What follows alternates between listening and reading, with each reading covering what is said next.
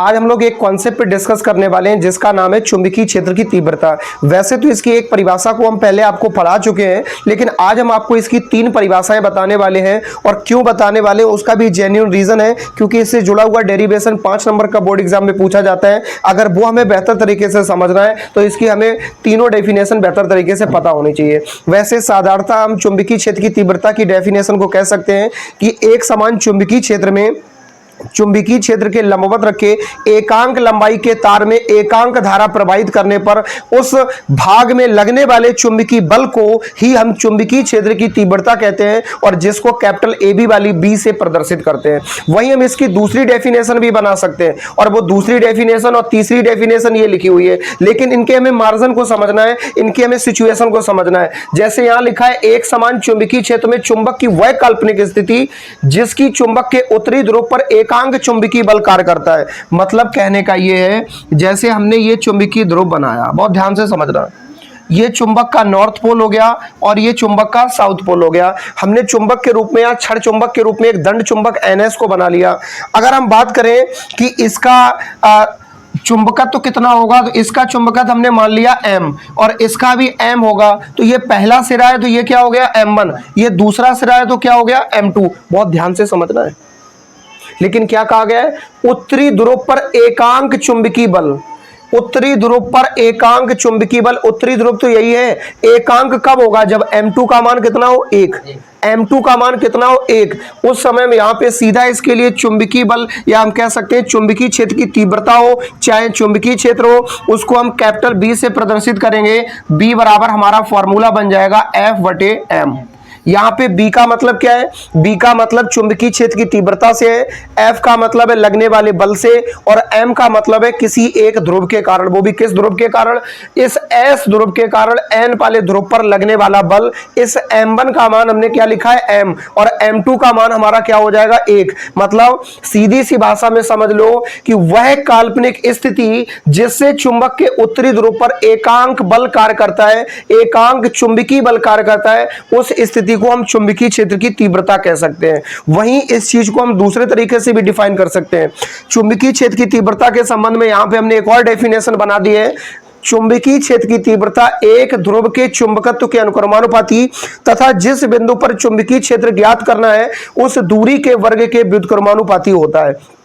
आप इस चीज को ना समझ पाओ तो यहीं से समझा देते हैं ऊपर वाले केस से, क्योंकि इसी से ये डेफिनेशन बनी है। हम यहाँ पे चुंबकीय क्षेत्र की तीव्रता B बराबर लिख सकते हैं, क्या लिख सकते हैं कि इन दोनों का गुणनफल M1 इंटू M2 बटे, और जिस बिंदु पर यहां से मान लो कुछ दूरी पर R दूरी पर एक बिंदु P है, इस बिंदु P पर हमें चुंबकीय क्षेत्र की तीव्रता ज्ञात करनी थी, तो यहां से यहां तक की जो दूरी होगी इसके मध्य बिंदु से उस R का वर्ग इसके अनुक्रमानुपाती होगा ये। लेकिन M2 का मान बहुआ हम कितना रखेंगे, M2 का मान एकांक की वजह से 1 रखेंगे, तो M1 का मान हमारा M हो जाएगा। फाइनली हमारे पास बन जाएगा B बराबर, जब भी प्रोपोर्शनल का सिंबल हटता है फिजिक्स में तो कोई ना कोई कांस्टेंट आता है।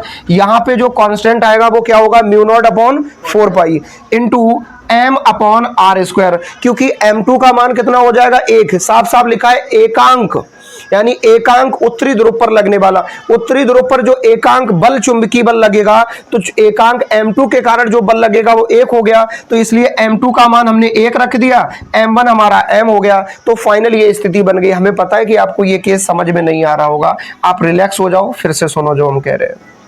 ये वाली परिभाषा देखो, एक समान चुंबकीय क्षेत्र में चुंबकीय क्षेत्र के लंबवत रखे एकांक लंबाई के तार में एकांक धारा प्रवाहित करने पर जो बल लगता है, एक छोटे से भाग में जो बल लगता है उसको ही हम चुंबकीय क्षेत्र की तीव्रता कहते हैं।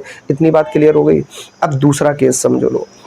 दूसरा केस कहता है एक समान चुंबकीय क्षेत्र में चुंबक की वह काल्पनिक स्थिति जिसमें चुंबक के उत्तरी ध्रुव पर एकांक चुंबकीय बल कार्य करे। कुछ नहीं, सब भूल जाओ।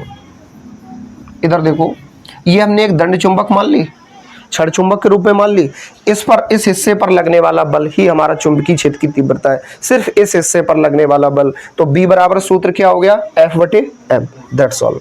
अब हमें तीसरी स्थिति को समझ लेना है। चुंबकीय क्षेत्र की तीव्रता एक ध्रुव के चुंबकत्व के गुणनफल के अनुक्रमानुपाती। एक ध्रुव, चुंबकीय क्षेत्र की तीव्रता को हम कैसे प्रदर्शित करते हैं, B से। एक ध्रुव का मतलब क्या हो गया, M, इतनी बात क्लियर हो गई। एक ध्रुव के चुंबकत्व के अनुक्रमानुपाती और जिस बिंदु पर चुंबकीय क्षेत्र की तीव्रता ज्ञात करनी है वहां तक की दूरी अगर r है तो उसके वर्ग के व्युत्क्रमानुपाती होता है।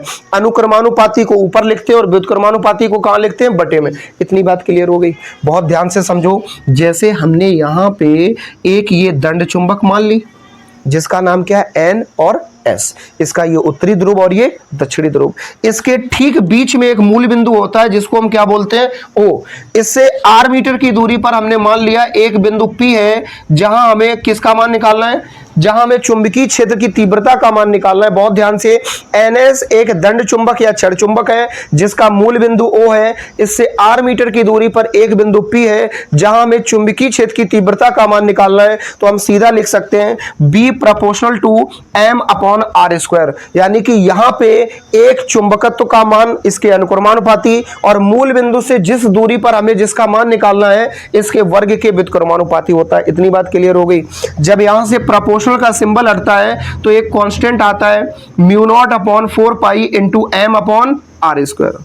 r है क्या, r ध्यान रखना मूल बिंदु से लेकर के उस बिंदु P तक की दूरी है जहां पर हमें चुंबकीय क्षेत्र का मान ज्ञात करना है। मिलते हैं नेक्स्ट वीडियो में। चैनल को सब्सक्राइब करना और वीडियो को लाइक करना ना भूलें। स्क्रीनशॉट ले लीजिए।